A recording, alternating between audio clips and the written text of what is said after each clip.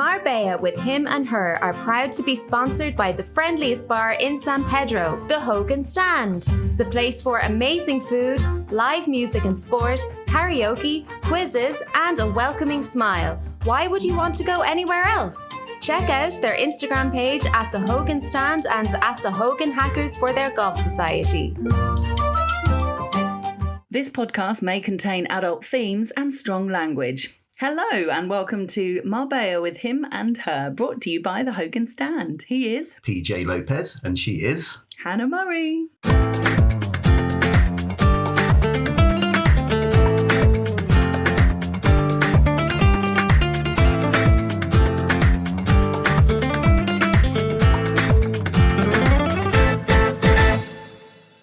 It's a lovely day out there. Oh, lovely day, lovely day, It's lovely here. day. Summer's nearly here. Oh, every time I say that, it rains.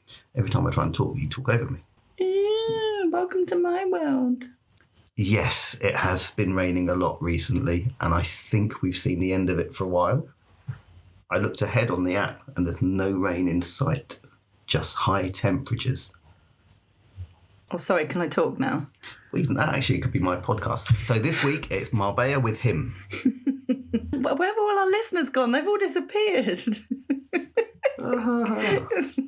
Right, let's carry on as normal. Last Sunday when we recorded the pod, last Sunday night was the last, I should keep saying last, Ladies' Day, our final performance on Sunday. And there were a few mistakes on the Sunday night, although friends that were watching didn't kind of notice, which was good. Can I just say, I don't think I made any mistakes on Sunday night. No, you didn't. Well done. But I'm fed up carrying you lot. it's scary when mistakes are made because you're so exposed on the stage, and some mistakes are easier to cover up than others. You were exposed. You weren't in a jockey outfit.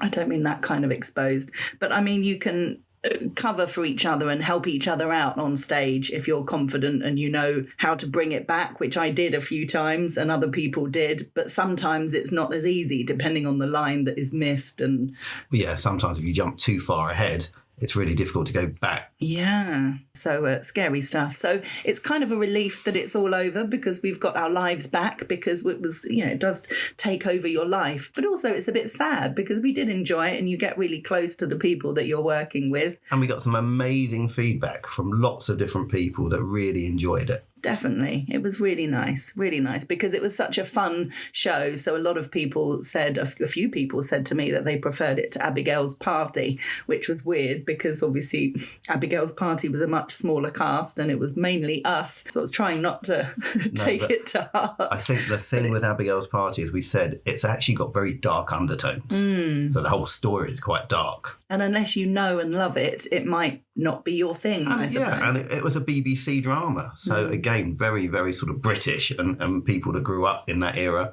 may well have known it, but other people, and especially younger people, not a clue. No, absolutely. And it didn't matter with this one. It was just a fun... Definitely. Yeah, that was the big thing about it. I specifically didn't book myself into Pilates on Monday morning because I knew I'd be absolutely shattered from the play or any book show interviews. So I eased myself into the week, which was quite sensible, I thought. Yes, even especially as we were going out on Monday night. Yes, it was the after-show party at Mini India in Diana Park. Really liked the food, didn't we? Yeah, I mean, they had a lot of different types of dishes on there. Things that we haven't seen before in some restaurants.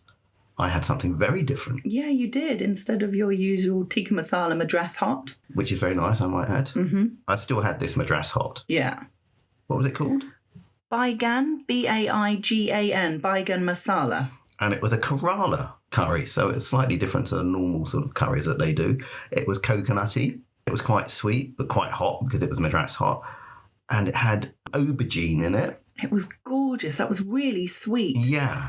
And I have to say, the chicken was cooked perfectly. It was almost shredded chicken, wasn't it? It was unbelievable. It was some of the most moist chicken I've had. It was gorgeous. I couldn't eat it all, so we brought it home and we had that the following day. and I made a chickpea curry to go with it. So we got 2 lots of meals out of it, which was good. Really good.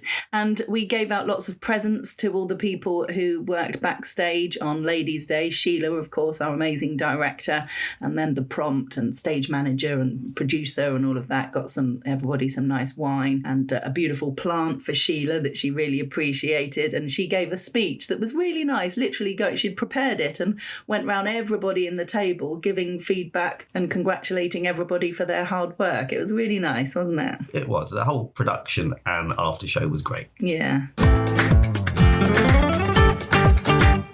A couple of interviews I wanted to mention from this week that I did on the radio, both of which were on Monday, interestingly. I interviewed Dee Caffari MBE, who is an incredible woman and sailor. Looking at her biography made me feel very inferior, made me think, God, what have I done with my life? Hers was insane. She has circumnavigated the globe 6 times. I wonder what you're going to say then.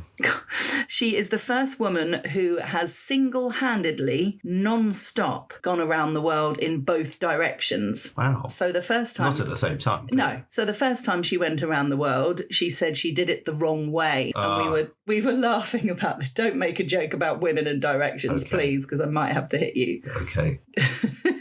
She said it's kind of a joke when she said, I did it the wrong way. People went, didn't people tell you the right way to go? It means that, obviously, if you sail around the world a particular way, the weather is in your favour. And it's the right way to do it, in inverted commas, because it's quicker. If you do it the wrong way, you're going against the tide and against the wind, and it's much harder and takes much longer. So the first time she did it that way.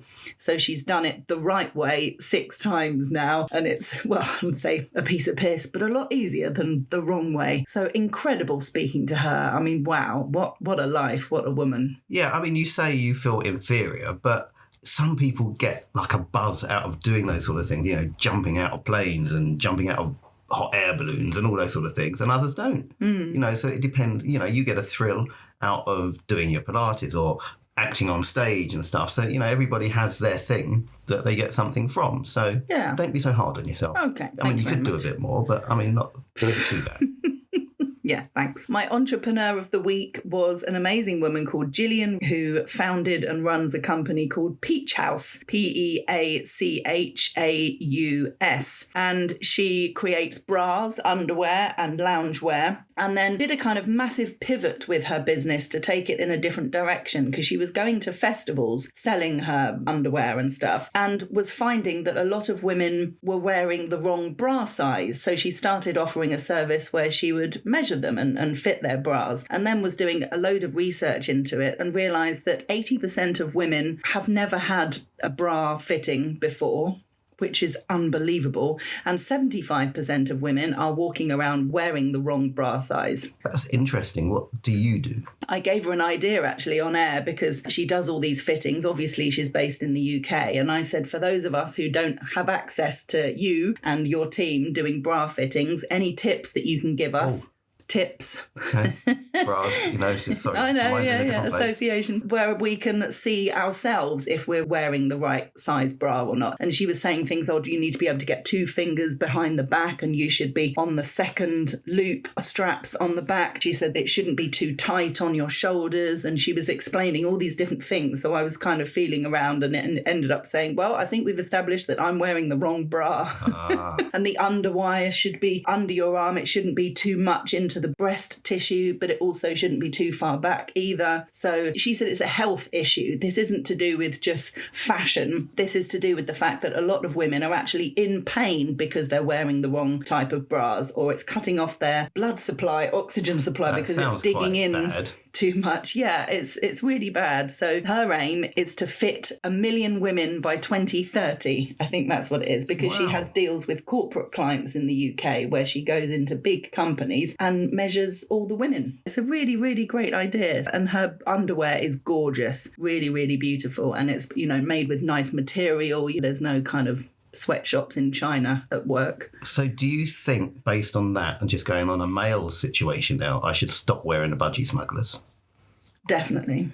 Okay. See, you say that as a joke, but you say it seriously and people go, oh my God, does PJ wear budgie smugglers? You don't. I have never seen you in budgie smugglers. Do you want to know my new idea as an entrepreneur? Oh God. Mm-hmm. So for the summer, so we're getting into that stage now, obviously everybody uses fans. Mm-hmm. So I'm going to call it, and I'm only going to do those, so I'm going to do it Marbella Only Fans. Good idea, but I don't think you could because of the copyright. It's a fan. I know. I can't rename it. I know, but OnlyFans is a brand, though, isn't it? I love it. It's a hilarious, great idea, but I don't think you could because OnlyFans... Don't tell them. I mean, they won't hear it because we're not putting it out on a podcast or anything, so I might just try it. Okay, good luck with that. Cease and desist on its way. We had a fun women talk on Thursday with Nicole King, who I do Good Morning Spain with, Lily as well, Lily Taylor from Good Morning Spain, and Teresa Jacobson Gonzalez. And Teresa is the wife of Guy Lloyd, who is the book guy who comes on my show every month. And I haven't seen her in ages, so it was lovely to see her. If he did a podcast, that would be perfect name, The Book Guy. Oh, yes, the book guy. I didn't realise I said that. His name's Guy, the book guy. Oh, I'll tell him. That's my idea. Okay. We've got it recorded, so you can't even claim it. PJ said. You hosted the quiz on Thursday night. I was very impressed because I saw a lot of it. Someone mentioned my diction and said it was very good. It was very good. That might have been me, actually. No, it was Kevin. Okay. Well, I thought... You couldn't get two sentences together. Stop it wasn't you. It wasn't that bad. I did. I complimented you. I thought you sounded brilliant. I thought you had a great quiz voice. Thank you. I was launching, with a speech, the Sala Supercar Club, which was at the Clubhouse Marbella, part of the Sala Group. They asked me to come along and launch the event, which was Sala Group teaming up with Olymp Cars to kind of provide their clients this amazing membership service where you can hire all these really cool cars, from Lamborghinis to Range Rovers. But you've got to be of a certain wealth to join this club, because it's not it's entry not for everybody. No, absolutely. Yeah. But there's a lot of wealthy people in Marbella. I mean, if someone did it like with Fiat 500s and things, we may be on the verge of being able to join that one. But... Rent a Skoda for the weekend. So yeah, it's a great idea. So if you have a little bit of money and you love your cars, definitely check it out. Sala Supercar Club. I met Adam Woodward from the Euro Weekly News. I was hanging out with him most of the night, which was really fun, and asked him to take a few pictures of my speech because I wasn't sure if anyone else was. There was a professional photographer going round, but you never know. So thank you to Adam for that. On Friday, I did do my Pilates full body class, which was great and really difficult as always. And Dad and I went for brunch at Amber Chew, which was delicious as always. You didn't say bless you. Bless you. Thank you. Oh, no, I missed an opportunity there. Totally That's the first week I haven't said that. Mm-hmm. Well, maybe it's good that you're not really predictable. I think having predictability in one's life is quite good. Really? Mm-hmm. Okay. So Amber Chew are coming... Bless you. Very good. Are coming onto the San Pedro guide. They were asking me about it, and they're going to come on board, which is great because I love it there. So it's really easy to talk about businesses in a positive way if I really like them. In fact, I wouldn't want anyone on the guide who I didn't like. Well, I don't know if they paid us. I'll do anything. Okay, fair enough. You went to Gibraltar on Friday. Any comments on Gibraltar? I went quite early and I thought it was going to take us ages to get in, and it's probably the easiest if we got in and out. Okay. And obviously we had our meeting there, and then we went to Morrison's. Nice. And the only place at the moment I can get orzo, because I love orzo, you love orzo, because it's sort of like rice, isn't it? And there's nothing else that does that. Rice pasta.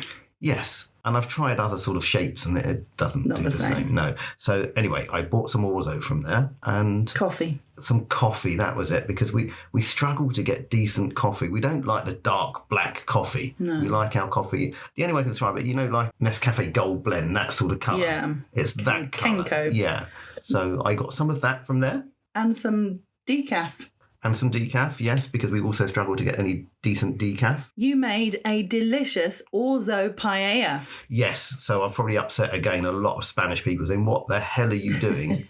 Literally crossing over Italian and Spanish food, but it was actually really nice. It was really nice. Tasted exactly like a paella because of the saffron and the flavours and everything in it. But my God, it's a much quicker process because the orzo actually cooks quite quickly. So I think it was done in about 20, 25 minutes. And we got some really nice prawns from Mercadona. So they don't always have them, but really great price in the seafood section. So they normally have quite large prawns that are €6 something, that are 2 kind of packets stuck together as one, and we get them sometimes, and they're 2 separate meals, particularly if you've got 2 people. But they sometimes do, which we got this time, 1 pack of prawns that are slightly smaller than these for $3.85, I think it was. Value. Great price. Yeah, Kat loves them. Yes, she had some as well. The only thing that I am disappointed in Mercadona, I mean, I love their fish counter, and that's gone, so everything's like prepared and packaged now. And their clams are now vacuum packed, which meant that when you used to buy them, they were sort of in a net. You used to be able to get live clams, because the thing with live clams is that if you put them in the water in the fridge, they sort of open and whatever, and the sand gets released from the shells, so you don't get sandy clams. Whereas when they're all done like this, no one wants a sandy clam. No one wants a, yeah. There's nothing worse than a sandy clam. Child. It's me that does those jokes, not you. Well, yes, you said it. I'm laughing. Carry on. So, see, how can I carry on if you're just acting like a kid? I mean, we saw this because Ava Longoria, which we're going to tell you about in a minute, she went to a market and got spat at by a clown. Oh, God. Right. You got your haircut on. Oh, no, before that, Saturday, we got up really early and did the gardens. Yes. The gardens of our estate. Exactly. And because we've been keeping a little bit more on top of it, it wasn't so bad. It had grown quite quickly because of the rain and then the sun and then the rain and then the sun. So, yeah, we wanted to get it all nice and tidy, ready for summer. Looks lovely. Yeah. Really does. Great job. You got your hair cut? Yes. So I go to a place in San Pedro now called The Cult. So not the coffee place? Not the coffee place, no. It's called Cult Club, I think it is. And, yeah, it's a really good barbers, really friendly guys. So good that Erling Haaland goes in there. Nice. Yes, they've got a big sort of shirt signed by him up there on the wall. It's reasonably priced anyway, but look out for the San Pedro guide, because they are going, especially just for the San Pedro guide, going to be giving a €10 discount for new customers. And it's going to be the first 10 people that go in and say, I saw you on the San Pedro guide, I understand you've got a discount, and they will get that €10 discount. So it's a great value. So it'll work out probably around €25, I think, for a haircut if they get the €10 off, which for me is very reasonable for a barber's, because normally they're about 30, 35 now anyway. So yeah, look out for that on the San Pedro guide. Exciting. We also were out and about yesterday filming some content for the San Pedro guide, which we've just posted this morning. We thought we would compare the main supermarkets in San Pedro, looking up 5 basic items that may or may not be on your supermarket shopping list each week to see who does it cheaper. And it was really interesting what we found out. One of the most interesting things, that a litre bottle of semi-skimmed fresh milk is €1.09 in all of the supermarkets. So do you think it's one of those items that they control the prices of? It must be. That's exactly what I thought. Yeah, the same with like gas bottles and things like that. They've all got a set price that they have to be. Okay, yeah, interesting. We tried to compare 6 Camperos eggs, or 6 fried... Not fried. 6... We didn't cook them. 6 free range eggs, thank you. But not everyone does 6. Some did 10, some did 12. That was so interesting, that made it wasn't it? slightly difficult to compare. Traditionally, it's always been half a dozen eggs or a dozen eggs. So where did 10 come from? I know. That's like a really weird number to do. I know. And also we wanted to compare, we just thought white bread would be easier. We don't buy white bread, to be honest, but just thought a loaf of white bread. But again, that was complicated because they were all different sizes. They range from 14 slices to 28 slices. So we had to go cost per slice. Yes, cost per egg and cost per slice. And Aldi came out on top, didn't it? It did, pretty much. All the items were better value apart from one or two. Yeah, apart from one. 4 out of the 5 were cheaper in Aldi. Closely followed by Lidl. Yeah, Lidl had 3. Yeah, and as we've always thought, Mercadona, not great value really, is it? There was one item that was more expensive in Mercadona and one item that was more expensive in Dee, but the rest, it was pretty kind of average. And then... Avoid Carrefour Express for your weekly shop. Oh, yeah. More expensive by a long way for everything. Yeah, there was one that was cheaper in Carrefour. By 1 cent, By which 1 was cent. water. Yeah, but all the rest were more expensive, but we kind of knew that. So you made some more delicious food last night. My dad came over to watch Ladies' Day, which was good. We really wanted to see that because it was filmed on the Friday night. Yeah, well, we've only seen it from the side entrance. Ooh. Why does everything sound so rude I don't know. now? Well, Dad didn't, because Dad was working backstage, so he heard it, but he didn't see any of it. So it was lovely for him to see it, and nice for us to see each other, because we didn't see each other either. So you did very well. Thank you very much. You weren't bad. Thank you. And you made baked dorada. Yeah, salt-baked dorada, not just baked, salt-baked. You had it in your head, you wanted salt-baked fish. Yeah. And I obliged. It was really nice. Thank you. And what else did you do with it? Some honey asparagus? Got this new thing now that I do with the potato. So I boil like baby potatoes, then give them a bit of a crush, so they're smashed baked potatoes, and then chuck them in hot fat in the oven and have them like a roast potato. They were really good, but really baby, really small ones. Delicious. We also had padron peppers. Yes, and honey glazed asparagus. Very nice. It was delicious. I wanted to mention some upcoming events. I've been saving quite a lot on my phone this week. I don't want to get bogged down with naming everything that's going on, but there's a lot of cool stuff coming up. So I just thought each week, if we see things that are coming up, it's good to mention them, because they're the kind of things that we would go to or might be going to, some of them. So we wanted to pass them on to you. There is a Feria outlet Marbella, which is next weekend. It runs for 3 days, from Friday the 22nd to Sunday the 24th. This is at the Palacio de Congresos in Marbella, and it's clothes basically, up to 80% off. So if you're in the market to go and do a bit of shopping, would definitely recommend checking out the Feria outlet Marbella. Really? Yes. There's also a sunset market in San Pedro. This is on the Paseo along the beach, on the 6th of June from 4 until 9. I think there's going to be some clothes, some jewellery, some food and drinks. So a lovely thing to stroll along and check out. Details are on the San Pedro guide for that one. Yep. Another couple of things that are on the San Pedro guide, 2 big DJ events coming up. Yes, so Hugel, I think we've mentioned it before, is doing the San Pedro Feria Ground. I mean, when I put the post up, it went nuts. I mean, it's had nearly 100,000 views. And he's very popular by all accounts. He's a French DJ from Marseille. And it's sort of like, Afro-Latin beats. But actually, when you hear it, it's like just nice house music, nothing techno, not heavy stuff. So that'll be great. And that's happening on a Thursday next week. And then one for later on in the summer, which is also huge, is Black Coffee.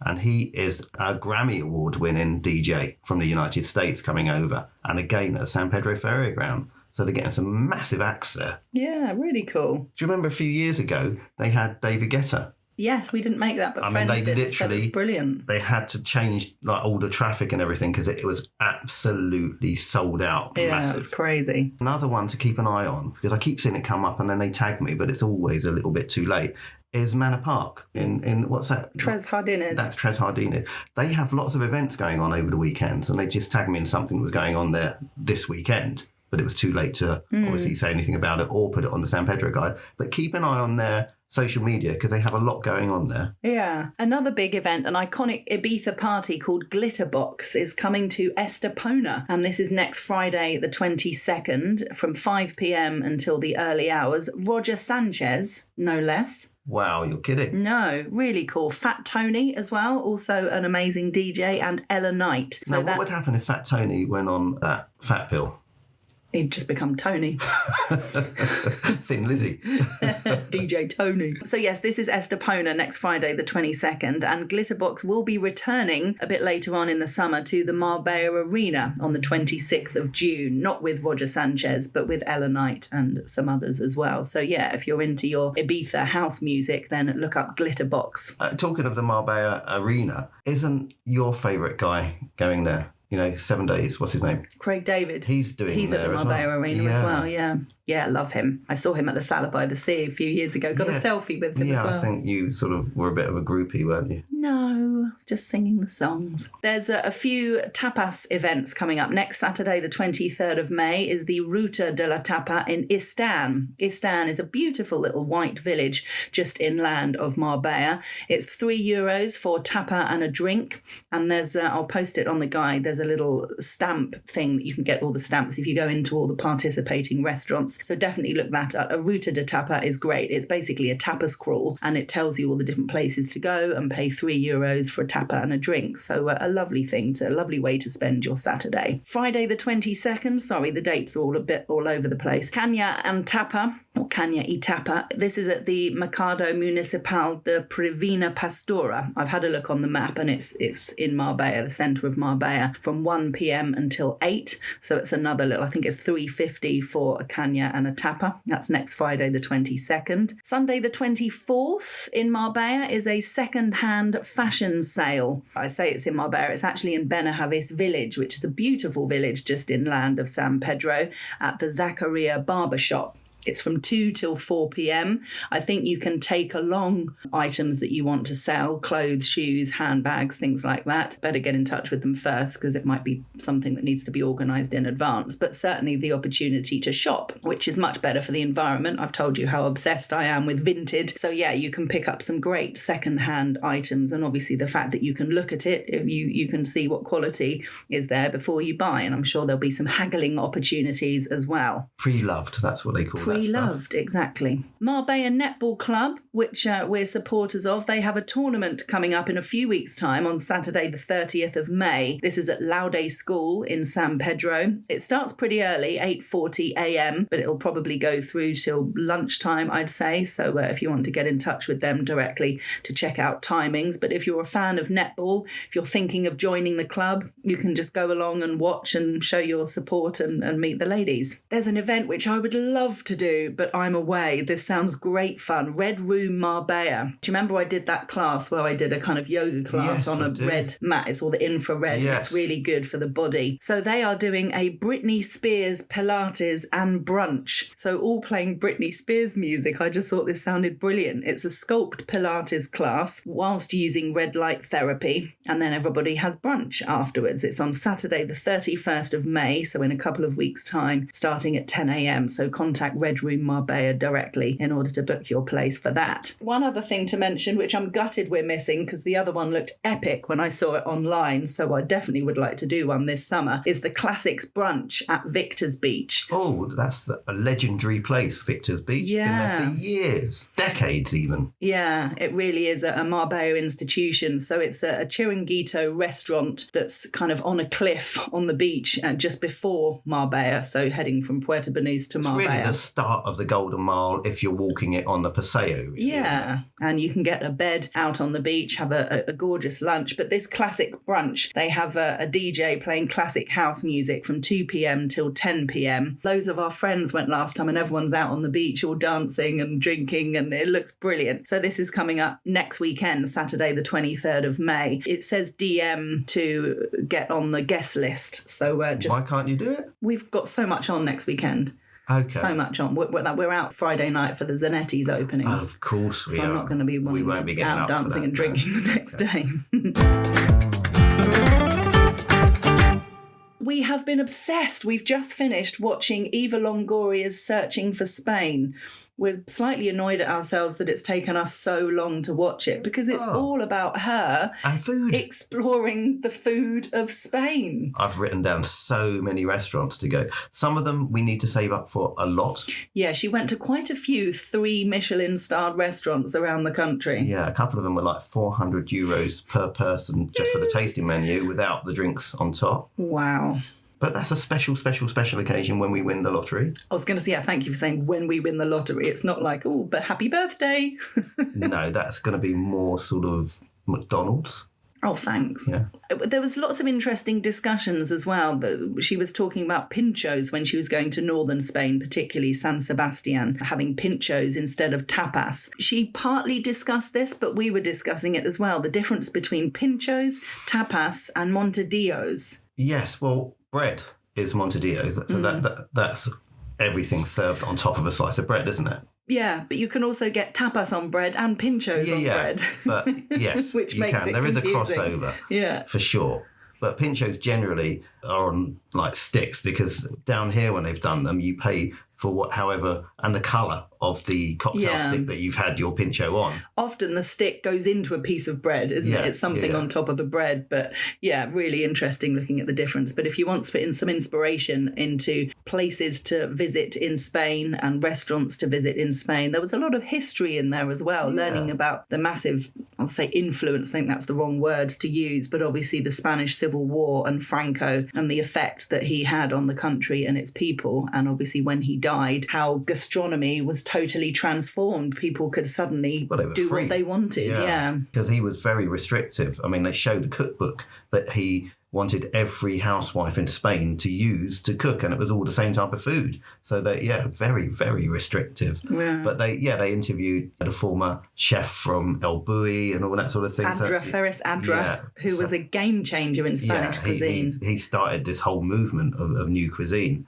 And tasting menus. And tasting menus, And she came down to Marbella because that's where she lives now. Actually, while we're doing this podcast, she could quite well be playing paddle across the road. She's a regular at the San Pedro Paddle Club. But she met up with Danny Garcia and obviously went to some of his restaurants here, and he had a lot to say about different food. Yeah, it was interesting seeing Danny Garcia, wasn't it? Because he cooked at her house, did a big dinner party, and Maria Bravo, one of her best friends, was there, who I've interviewed many times. He set up the Global Gift Gala that Eva is an ambassador for. So yeah, it was really nice. We went, before he really became famous as this Michelin star chef, Danny Garcia, do you remember we went to his restaurant in Puerto Banús? It was opposite El Corte Inglés. Yes. What was it called? Oh, I can't remember. It was really nice. It began with an L. I'm sure it began with an L. Okay. But that was his first restaurant, and he was just making a name for himself. And then that became bigger and bigger, and then obviously he exploded. And he's he's got so many restaurants down the Golden Mile. He's got restaurants in Dubai. He's got restaurants in Madrid. Yeah, very impressive. Last night was the Eurovision final, which we didn't watch it all. Ein, zwei, drei. Oh. I did listen to a very funny thing this morning on TikTok. It was an Eastern European comedian, and she's very dry. She talks very slowly and everything's very dry. She said, I'm boycotting the Eurovision Song Contest, and to the UK, take it seriously. Oh, it was so shit, wasn't it? It was it's embarrassing. Awful, really embarrassing. Is that all we can produce? I was gutted. I really wanted Cyprus to win. Antigone did a fabulous song called Jala, and she had the oppa in it, which was really cool. She's absolutely stunning, as were her dancers. I thought it was a lovely song, and I have been desperate to get an interview with her, but it never really happened. But I'm hoping I can still interview her now. But her mother, I'm not friends with, but she's part of the sisterhood group basically, and we talked about this last week, the Real Greek Restaurants. So I was following both of them on social media because she was there the whole time, her mum supporting her and encouraging her. You could see her, couldn't we, behind saw on the flag television, yeah. Oh, it was so exciting. It would have been amazing for her to do better. But again, we get really pissed off watching Eurovision because we don't understand it. All the ones that we think are utter shite seems to do really well, and all the ones so we really political. like.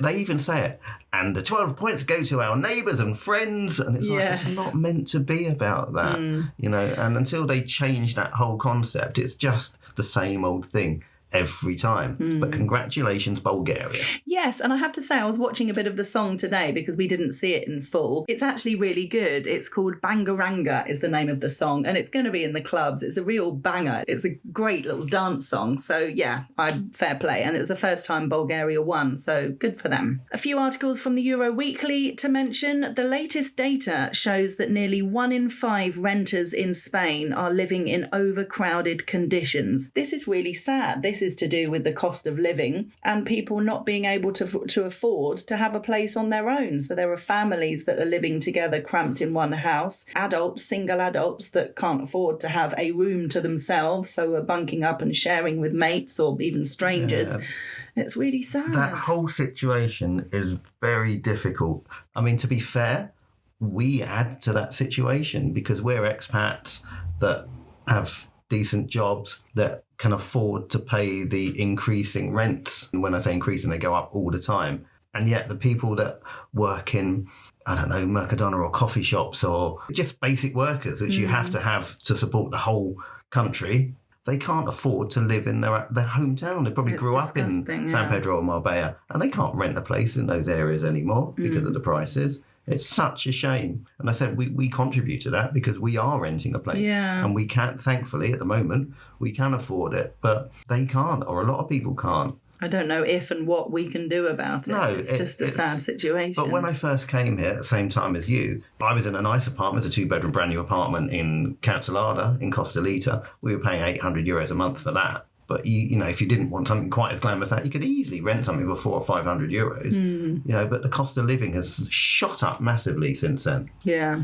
it's a real problem. And one other piece to mention, people eating out in Spain will soon notice a significant change in smaller portions, half plates of food, basically more flexible meal sizes as businesses... I mean, this isn't a forced thing, but businesses will be very much encouraged to adopt to Spain's new food waste law. So I think this is a great thing as long as the prices change as well. And you don't have to eat less food for the same amount of money, which isn't really fair. Well, there will be people that will take advantage of that, for sure, unfortunately. They do come out with some bizarre laws. I mean, I get it. I understand it. Sustainability and all that sort of thing. Yeah, it is good. There's a massive amount of food waste. And sometimes certain places, the portion sizes are large. We're not talking tapas, obviously. We're talking about big meals. And sometimes I've heard adults say to various restaurants, is it possible to have a half portion? You know, can I have a child's portion? I won't eat all that. And a lot of restaurants say no. You know, this is the adult portion. This is the child's portion. If you're not a child, you can't have the child's portion. And therefore, food is wasted.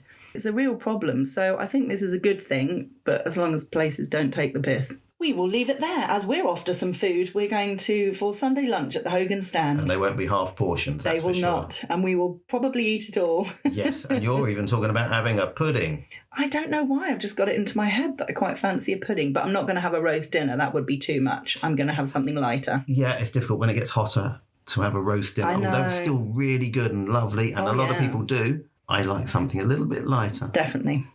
Well, I'm excited, whatever we do, because the food is always lovely there. Have a great week ahead. I hope you've enjoyed today's podcast. Give the San Pedro Guide a follow and check out some of our latest video content. And we will be back with you next week. It is goodbye from him. And it's goodbye from her.